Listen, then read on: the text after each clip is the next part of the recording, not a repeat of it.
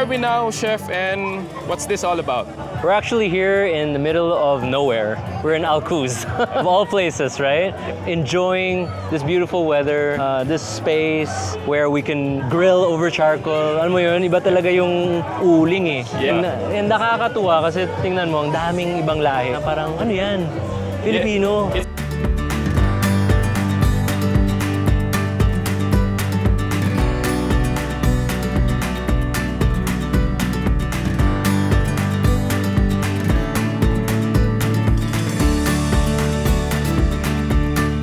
What advice can you give for other Filipinos in Dubai na gustong mag-food business? Try nyo muna as a pop-up. Or try nyo muna kung kaya nyo, kung gusto nyo, Kung para sa inyo ba to? kung para talaga sa inyo. Kasi minsan akala natin glamorous siya, pero yun, kailangan mo magligpit after, kailangan mo maghugas ng pinggan, kailangan mo maglinis. Yes. Yung mga non-glamorous things, kasama lahat yan.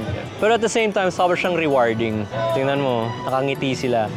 Hanap ka lang ng why mo or bakit mo siyang ginagawa. Kahit gaano kahirap yan, kaya niya yan.